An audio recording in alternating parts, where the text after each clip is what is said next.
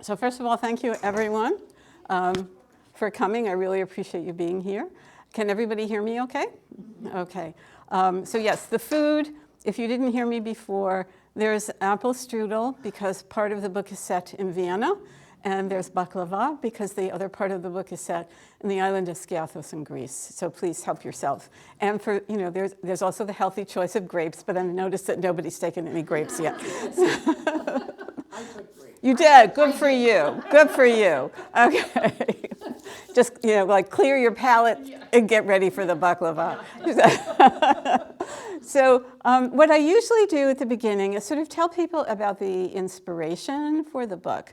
And the idea for this came to me over 30 years ago. We were living in Germany. And my mother-in-law, who was born in Germany, my husband was also born in Germany, kept her parents' house. And so even though they emigrated here and she lived in Longmeadow, she would always go back a couple of times a year to visit friends and stay at her parents' house. But when we moved to Germany, although we were in a different part, she decided to stay longer. And she would say two or 3 months, and she would come and visit us.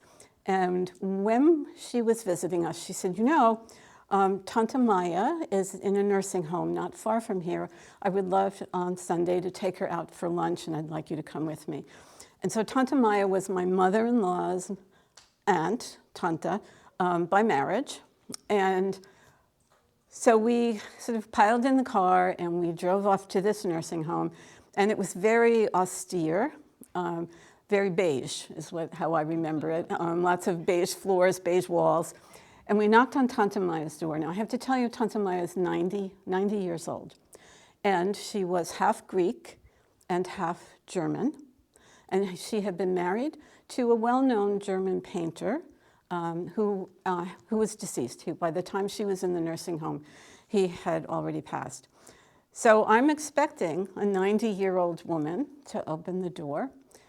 And what opened the door was flung the door open, this woman pretty much dressed the way I am today, with dangling earrings, a yellow blazer, white slacks, Birkenstock sandals, her hair pulled back, jet black hair pulled back in a bun. And she welcomed us with great warmth into her room, which was as if we were walking into a Berlin art studio. Her bed was completely disguised by a sort of Turkish blanket, patterned blanket with lots of pillows. There were paintings all over the walls. There was sculpture. There were plants. There was a Persian rug on the floor. It was just this explosion of color. And so we took her out to lunch, and she was just babbling away. She was just full of energy and just delight. And I was probably, 39, maybe 40 years old at the time. And I thought to myself, this is who I want to be when I'm 90, right? So she obviously made an impression on me. A few months later, because that was in the summer, we were in Bavaria at my mother-in-law's, and we were getting ready to decorate the tree. And my mother-in-law sent me to the attic to get the Christmas decorations. And I found the box, sure enough, but behind the box, leaned against the wall in the attic, was a framed painting, but it was facing the wall. I couldn't see what the painting was. So of course I peeked. And it was this gorgeous nude of a young woman with short black hair. It was dated 1932. She stretched out on a couch with her arms above her head, facing, sort of looking out at the viewer. And it was stunning. It was a beautiful painting, and it was a beautiful woman. So when I brought the box downstairs, I said, "Mom, that painting in the attic." And she said, "Oh, that's Tanta Maya." And her husband had painted it when she was young, probably about 32, because it was 1932. And my mother-in-law told me that Tanta Maya had run a salon in Berlin to charm the wealthy patrons who could commission her husband to paint their portraits or to buy his landscapes. And so she had the personality for it, and she had the knowledge of art. And she basically made him a success. She was his muse. So after he passed away, my mother-in-law told me, she then began developing herself as an artist. And indeed, that's what she did. She probably was maybe around 70 when he passed. He was older than she was. And she painted for the last 20, 25 years of her life. So this idea of this vivacious, beautiful woman who was the muse to a well-known painter and then became a painter herself stuck in my head. And quite often I will get these ideas and they kind of stick back there, or I'll make a notation. And then when the time is right, I will write that book. And I had tried to develop the idea, and I had written a synopsis and tried to pitch it to my editor at Harlequin. My first 4 books were published by Harlequin. And so Harlequin had a certain mission in terms of what we in the romance field call the happily ever after, the HEA. That Harlequin books, and also Hallmark, if you watch the Hallmark channel, there is this the sense that there needs to be an emotionally satisfying ending that pulls things together. And the way I wanted to shape this story wasn't quite fitting with the Harlequin mission. And I was finding myself sort of twisting myself into all kinds of pretzels to meet Harlequin's expectations, and I finally just withdrew the synopsis from Harlequin, that I wasn't going to try to make this story fit Harlequin's sort of pattern. So it just sat on the shelf, the idea, for years. And then, and I wrote several other books. And then the time seemed to come, and it was probably kind of during COVID when I had the time to do research that I thought, I think it's time to take this idea back kind of out of the box and develop it. So I did a great deal of research. I was very excited to find that Smith College actually had the journal of a woman who figures very prominently. Most of the characters, the main characters in this book are fictional, but there are some people who actually existed in Vienna at the time that I have set the story, which is early 1900s, when the secession was formed by Gustav Klimt and Egon Schiele and Oskar Kokoschka. They broke away from the conservative art of the Academy in Vienna and formed a group called The Secession because they were seceding. They actually built their own exhibition hall, and it was a prize, a plum for an avant-garde modern artist to exhibit at the Secession. So, and there was, in addition to the painters, there was a prominent woman named Berta Zuckerkandel, who ran a salon every Sunday afternoon, and she brought together artists and philosophers and scientists, musicians. Mahler was there. One of Berta's best friends was Alma Mahler, his wife. Vienna at this time was basically this conflagration of science and art and music that all came together and impacted each other and had an influence. So the science had an influence over the paintings, that had an influence over the music. It was this integration of an extraordinary moment in culture and for Vienna. So that is why I decided, even though Tante Maya had run her salon in Berlin and her husband was a German artist, that I wanted to move the story to Vienna and take advantage of what was happening in Vienna at that time. The main character is called Maya, after Tante Maya, and the book is dedicated to Tante Maya. But everything about it is fictional, other than the structure upon which I hang the story, which is a young impressionable muse becomes a painter in her own right, and that is the thrust of this story. So now I'm going to read to you some passages, and then I'll be happy to take any kind of questions about the book when I finish reading. This is chapter 1, and I think, although the lights are good here, I think I'm going to put on my glasses. All right. The first time Andreas Brenner painted me, I was 15. I sat in stillness, speaking not a word, and keeping my hands folded carefully, like the schoolgirl I still was, and I watched him. His brushstrokes on the canvas were like a caress. His eyes, studying my own, seemed to be searching for something more than shape or color or the length of my very dark lashes. Later, much later, he told me that it was my soul he was seeking. The genius in capturing a likeness that causes onlookers to say, but that is exactly how she looks, is not in the angle of the cheekbone or the curve of the lower lip. The true great portraitist knows that he must plunge below the surface of the flesh and paint from within. But I knew none of that then. As I said, I was a schoolgirl, my parents' only child and subject to their wishes.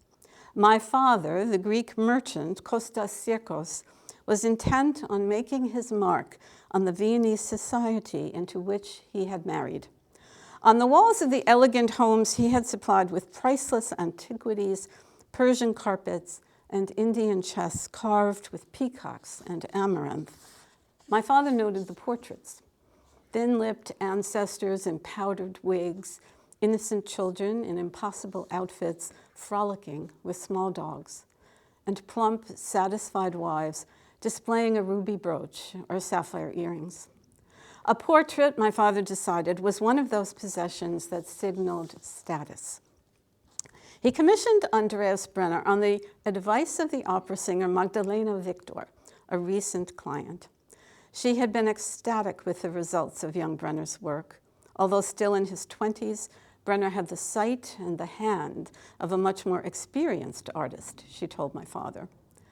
Had my father listened carefully to the nuances of Madame Victor's praise, he might have recognized the danger of inviting the young artist to paint me.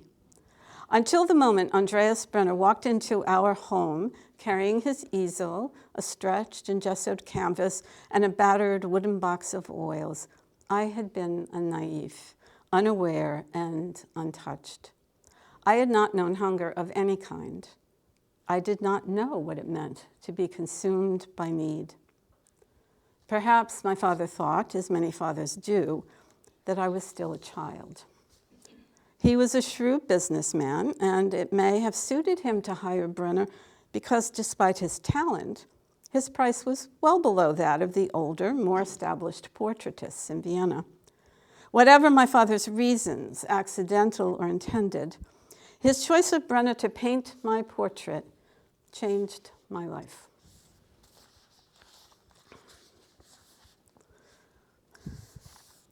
Maya, of course, develops a crush on young Brenner. And this is how she approached it. Each morning, I devoured my brötchen and coffee in the kitchen, not waiting to breakfast with my parents, and then spent an hour dressing for Brenner. That is how I came to think of it, not dressing for my portrait, but for him. Something happened to me when I entered the music room and he was waiting at the easel. At times, he was industrious. I'm going to stop right here and let you sit down.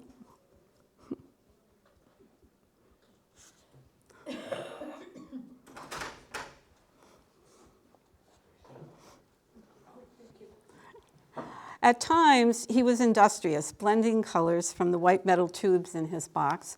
But just as often, I would find him perched on the red wooden stool my mother had brought up from the basement, his arms folded across his chest, his eyes staring at, no, studying, the face on the canvas that he would not let me see. At those moments, I waited quietly in the doorway, a part of me respecting the artist at work and not wishing to disturb him, but another part studying his face as intently as he did mine. I was looking for something, a glimmer of admiration for my unusual beauty, a sign that he was waiting for me with as much anticipation as I felt as I counted the hours until he reappeared. When he looked up and saw me, he held my gaze, swallowing me whole, measuring the flesh and blood face standing before him against the one on the canvas. He nodded, whether in greeting or in agreement that the two images coincided wasn't always clear. Was he pleased to see me, or pleased that his work was achieving its end?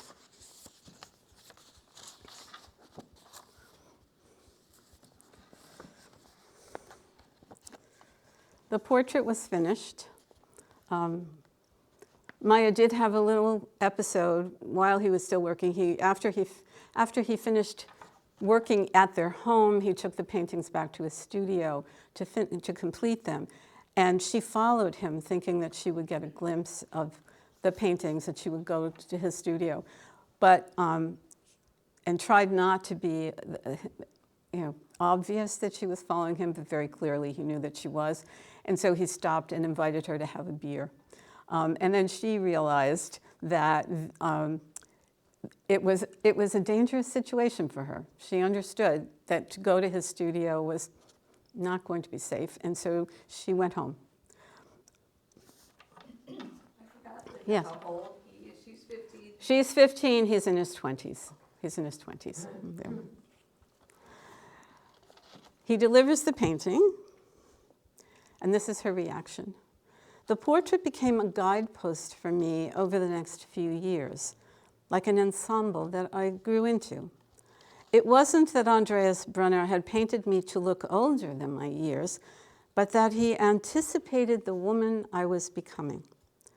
The painting instilled a kind of pride in me, not because it made me see myself as beautiful and therefore superior in some way, but because it gave me a glimpse of the power in my striking and unusual face, and an understanding of how much one's beauty comes from what is within.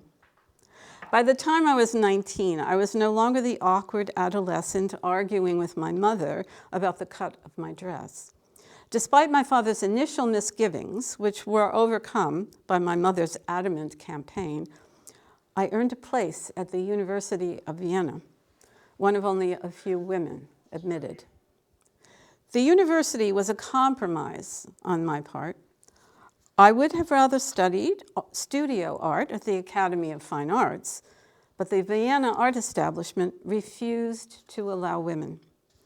I elected to pursue art history, learning what I could from the masters. I began my studies with a sense of myself that had come in many ways from Andreas Brunner's portrait. I carried myself boldly. When I entered a room, I intended to command it. In fact, I had to project an attitude of confidence because most of my male classmates and many of my professors considered it either ridiculous or an outrage that a woman thought she was capable of higher intellectual study. My first days at university were a heady taste of freedom after the rigorous structure of education with the nuns. Choices abounded in the courses I would study, the friends I would make, even whether to sit in a vast amphitheater to listen to a droning lecture on Aristotle, or to slip across campus to the student canteen for a cup of coffee and a lively discussion of politics or aesthetics. I was studying art history and spent many hours in the galleries of the Kunsthistorisches Museum, my notebook in hand to record the curve of a limb or the effect of light and shadow on a scene. I was interested not only in the classical works covered in the university's curriculum, but also in the art that was being created now, in the lofts of Vienna and Paris, in the sunlight of Spain and the Riviera. I began to frequent the pubs and coffee houses in the neighborhoods where artists congregated, eager to engage in conversation with Gustav Klimt or Koloman Moser. One afternoon, I stumbled into a heated discussion taking place at a coffee house among an animated group populated by a few people who were known to me. "Maya, come, pull up a chair and join the fray." Max Huber, one of the lecturers in my art history courses, moved his chair over to make room for me, clearly relishing the debate. We're arguing about art and commerce, private vision and public taste.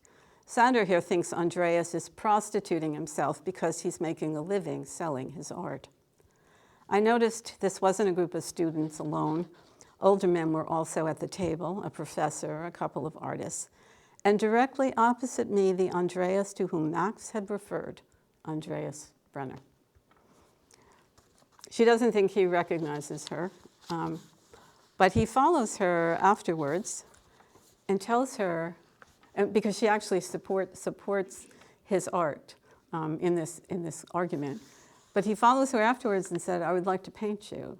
And she said, I just have a student's allowance, I can't afford you. And he said, no, I want you to be my model. And she thinks about it, and she agrees. So she goes to his studio, realizes that he did recognize her, he knew who she was. I'd been an art student long enough to understand that the relationship between artist and model is fraught with layers of complexity. Who, after all, is really in control? The model is naked. She turns herself over to the artist's vision of her. He tells her how to arrange herself in the languorous pose of a lover, promising pleasure, or the haughty position of a patroness, holding the viewer at a distance. I've often wondered what was going through the minds of the women painted by the masters, and whether they were a source of something more than simply the flesh and blood figure onto which the artist placed his own interpretation. Did the models gaze outward at the artist, her sense of her body and its power and its mystery, in any way infuse the artist's depiction of that body? I wanted to find out for myself.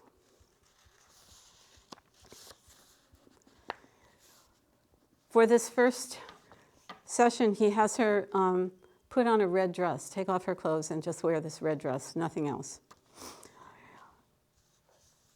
The gown floated around me, affording me a freedom of movement that my own garments lacked.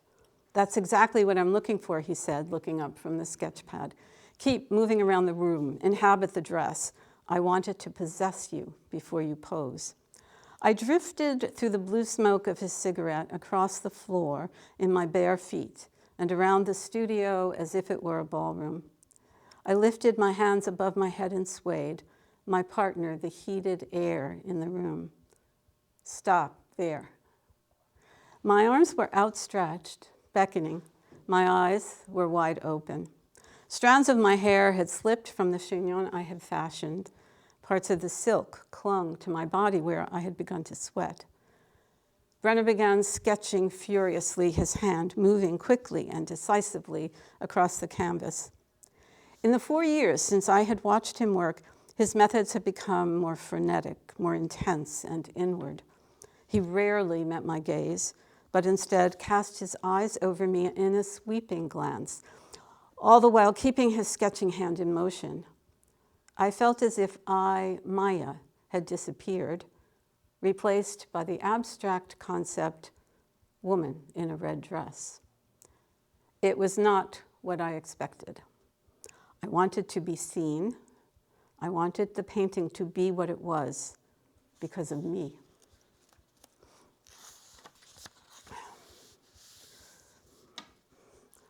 After the end of the session, she's reflecting as she's getting dressed.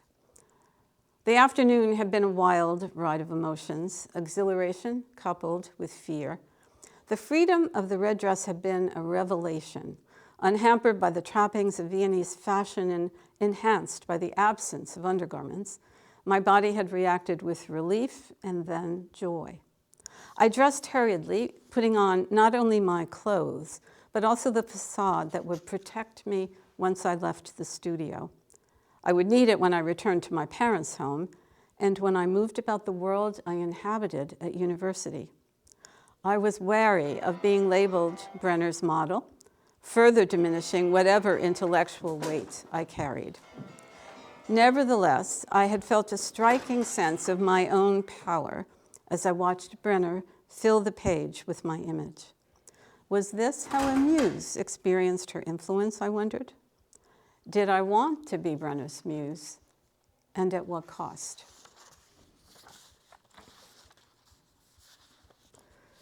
Of course, she does decide to become his muse. A part of becoming his muse, of course, is becoming his lover. She eventually runs away from her parents, and they have no idea where she is. She is living with him in his studio. He paints a series of nudes of her that become his entree into the secession. This series of paintings basically makes his career. And this is when he first finds out. An exhibition at the secession was the prize Andreas had burned for, and I had known with certainty when he painted that first nude, stripping away my mask of bravado and revealing such palpable longing, that it was the defining work of his career, the painting that would launch him into the circle of luminaries to which he craved to belong. It was my daring, not my beauty, which had provoked him. I had been consumed with igniting his talent as well as his passion for me. Now that I had succeeded, I pondered what that success meant, not only for Andreas, but for me. The paintings would no longer reside propped against the wall in the studio. Vienna was about to see them. And of course, Vienna does see them, including her father, who is a traditional Greek and absolutely incensed when he finds out that she doesn't go to the exhibit itself. There's a great deal of newspaper coverage of the arts in Vienna.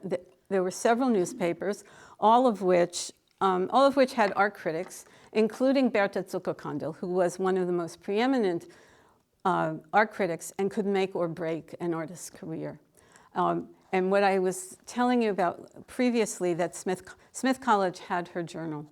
And so I was able to read in, really a primary source what was going through her head and what she thought about in terms of what was going on in Vienna in this very rich world of art. And so Berta has written a review of Andreas's exhibition. Several of the newspapers had photographs, and Maya wore the red dress to the secession opening on New Year's Eve, and it was photographed standing in front of the painting of her in the red dress.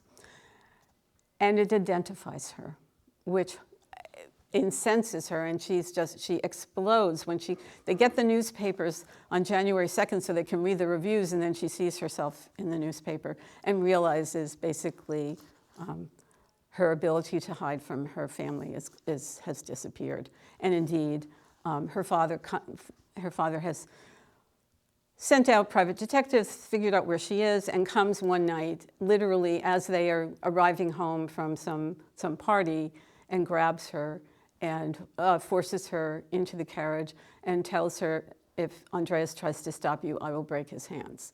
He brings her home, and the next morning, they are on their way to Greece. So there's no opportunity for her to communicate to Andreas. He has no idea where she is. And Skiathos, Greece, is not only thousands of miles away, it is also a world away in terms of the culture. And when I first was doing the research for this book, I was talking to a Greek friend of mine who said to me, Linda, when Maya arrives on Skiathos, it will be as if she is landing on the moon. It is the world of Skiathos in 1906 and the world of Vienna in 1906. Just there is no overlap. So I did a great deal of research on what life was like in Skiathos. The adjustment for her is incredibly difficult, as you can imagine. She's with her grandparents. As a child, she used to spend her summers there until she was 10. But there was a break, mainly because of her mother's family, which was an aristocratic family in Vienna, disapproved entirely of Maya spending these summers with her Greek grandparents because she would come back wild. You know, she was sunburned and she would run around barefoot on the island with her Greek cousins. It was a time that she adored.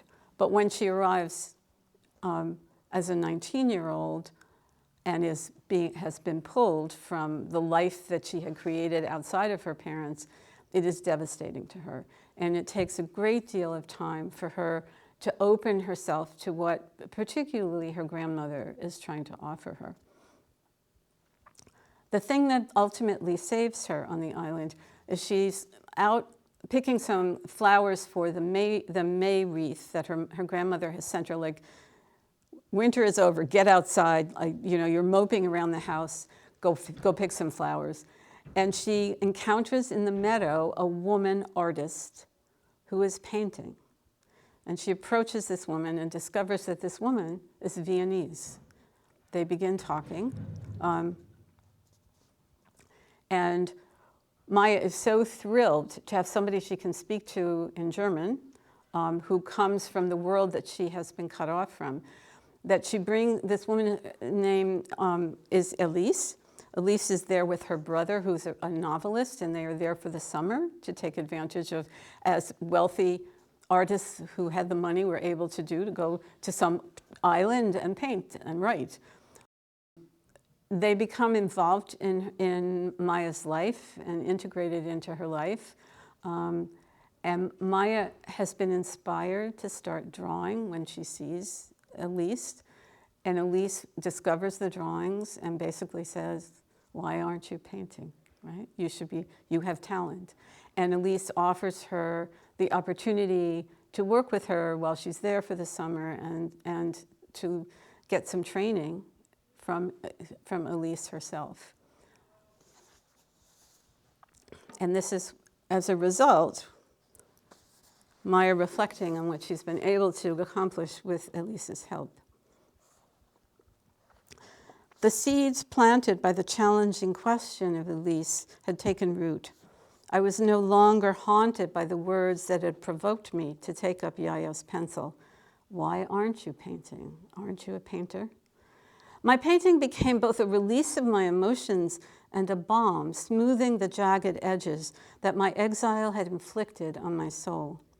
But it also opened me up to the longing for Andreas that I had suppressed, a searing need for the intensity, for the challenges, and yes, for the touch. I poured my yearning onto the canvas, but it was a poor substitute for the double-sided sword of our love. I was still cut off from what I believed had fed my spirit, and I still hungered for it. Had I been in Vienna, would I have plucked a few of my best paintings and dared to present them to Andreas for critique? A part of me admitted to my reluctance to open myself to his appraisal. Our relationship was deeply entangled with our roles as artist and muse. How would he react if I stepped into his milieu? But I realized with a wry acknowledgement that if I were in Vienna, I would not have produced any art at all. There would have been nothing to reveal to Andreas. Maya recognizes that she needs to leave the island, and one of the reasons she needs to leave the island is that a cousin who she's close to has revealed to her that her father is sending her grandmother on the search for someone to marry her on the island, to arrange a marriage on the island. And she realizes that it's simply, she cannot survive that and she needs a way to leave. And the only way she can leave is by marrying someone else, and that someone has to be Andreas, which she manages to do. I will not reveal how.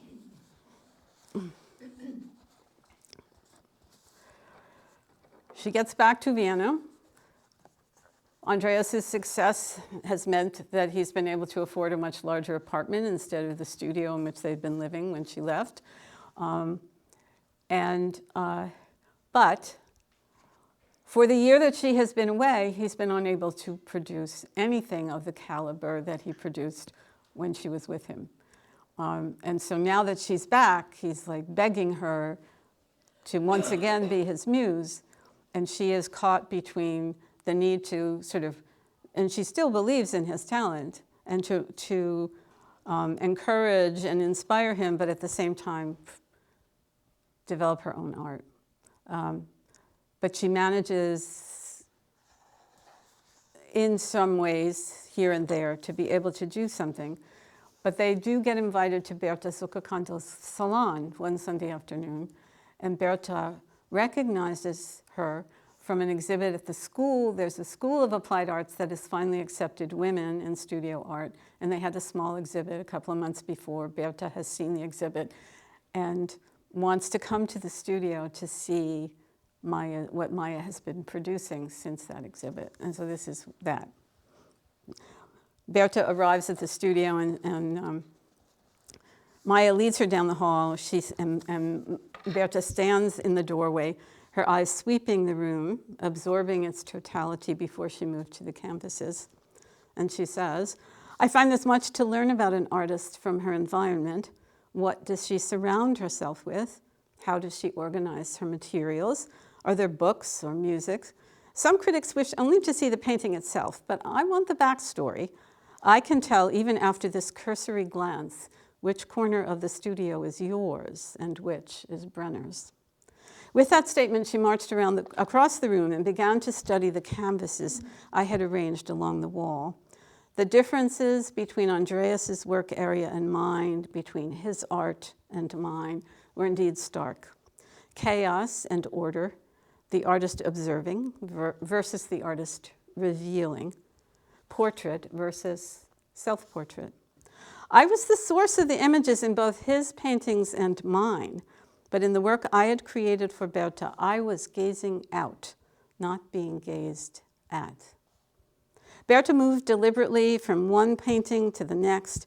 I had placed them in a specific order, ending with the self-portrait I'd created since learning that I was with child. She finally turned to me. "I knew you had potential when I saw your portraits at the Applied Arts exhibit. You have not merely a well-honed technique, but a remarkable grasp of the interior life of your subjects." And she offers Maya an opportunity to take part in a major exhibition, not at the Secession, because women were not allowed to exhibit at the Secession. But there was a gallery called Salon Pisco that indeed exhibited women artists, of whom there were several at this particular time, and I've done a great deal of research on that. And so Berta, because she knows Egon Schiele, who's another member of the Secession, a young protege of Klimt, is organizing this exhibition, and Maya is able to participate. After Maya's child is born, she now is juggling not only a husband who's in competition with her and desperate for her attention, but a daughter who, let's just say, was not the best baby when she was born. But here is Maya finally, and it takes her months before she's able to get back into the studio, but this is the day that she does. "I wrapped Sophie in the painted silk scarf Elise had given me, tied it like a sling across my chest, and opened the door to the studio. I had no grand ambitions. I thought only to expand with color some of the faces from my neighborhood walks that I hadn't completed for the Pisco show. I forced myself to ignore the squalor that Andreas had left by the divan. The bedding stank of tobacco and sour wine. Instead of cleaning it up, I opened the windows and retreated to my easel. I found that I could gently rock Sophie while I worked with my oil pastels. It wasn't painting yet. It wasn't done with intense focus, losing everything around the periphery except the image in my head, but I was working. What at first was the distraction of Sophie's body curved against mine, her murmurs and bubbles of gas punctuating the silence, soon became a part of my process. I swiped the pastel across the page as I swayed. The experience was similar to how I'd felt in the closing days of my pregnancy, maneuvering myself in front of the canvas as I felt her moving inside me. Perhaps as close as she was to my heartbeat now, she was also experiencing that same sense of safety and contentment. My back hurt after a while, but it was an ache that had produced something. I gave myself permission to stop. Sophie was beginning to fuss, and I did not want to push myself to exhaustion. I could not. I wiped my hands and closed the windows. I knew I'd come again to the easel. And I'm going to stop there and open it up to questions. How did you arrive at that title? The title? Thank you for asking that. So the title comes from, it's a reflection on a poem that was written by Rainer Maria Rilke, who was a contemporary at that time. He was part of this whole sort of cultural mishmash of artists and poets and writers and musicians and scientists. And this is the poem, and I'm going to read, it's an excerpt from the poem. I'm going to read it first in German, and then I'll read the translation. Gemalt hätte ich dich nicht an die Wand, an den Himmel selber, als Berg, als Brand, als Samen, wachsend aus Wüstensand. I would have painted you, not on the wall, on the sky itself, as a mountain, as fire, as a rising desert wind. So that's where Paint the Wind comes from, the poem. And this, by the way, this is a complete painting. It is by an artist named Olga Wisinger Florian. She was a contemporary of Maya, a slightly older, who began painting sort of in the Impressionist style and moved as at the turn of the century into this very vivid expressionist style, which was what a number of women who were creating at the time in Vienna. There was an exhibition about 6 years ago at the Belvedere Museum in Vienna, which I stumbled upon, of it's called City of Women was the exhibition, and it was entirely women painters of this particular era that I was writing about with Maya. Many of those women were mothers, which is why I wrote into the book that Maya was painting as a mother.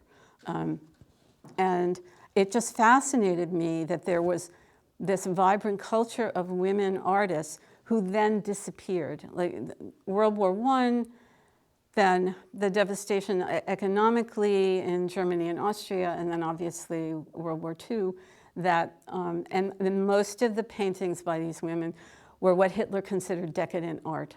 And it was the art that was burned, or the art that I'm reading another book, a nonfiction book right now, about how some of the art was saved.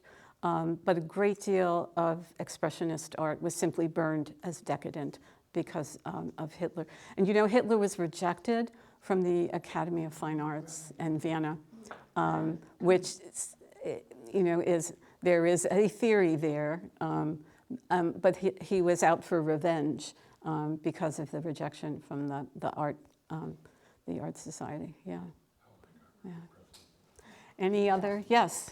The women at that time who chose to paint, did they have to live outside of any society? In many ways, yes. I mean, many of the women had artist husbands, which helped because they were certainly part of a community, and in some ways they might be painting in a different genre from their husband, and so there wasn't direct competition the way there was for Andreas and for Maya.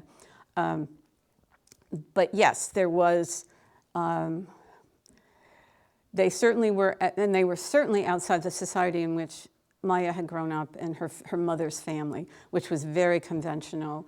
And the expectations were that she would marry and have a family, and why indeed should she have a profession? That wasn't something that was expected of women at that time. And literally, I mean, there was this huge, there was only a handful, I mean, literally maybe 6 women at the University of Vienna at that time, because the men were resentful that the women were taking the place of a man. Because why did they need to be educated? Because they weren't capable of being educated, and they were only going to be married and raising children, and they didn't need to be getting PhDs, right? So the tension was really thick at that time period, and it was a time of transition. You know, definitely culturally around the world, it was a time of transition. But it was not an easy life, and it was not a conventional life. And that's, and I think that it's one of the reasons I wanted to in addition to, you know, Maya, the fictional character, being based on Tanta Maya, who was half Greek, that I felt that Greek part of her was what sustained her and was able, you know, to nurture her in this very difficult environment. Yeah. Thank you. Yes? It's implied that Andreas, you know, is okay with her painting. She has her part in the studio. But was that a struggle to get him there, or? Yes, and there's more. There is more. I obviously didn't want to read the whole story, but there's very definitely it's a source of conflict in their marriage. Yeah. Any other questions? Does Yes. her father get involved at all after she's in Greece? Read the book and find out.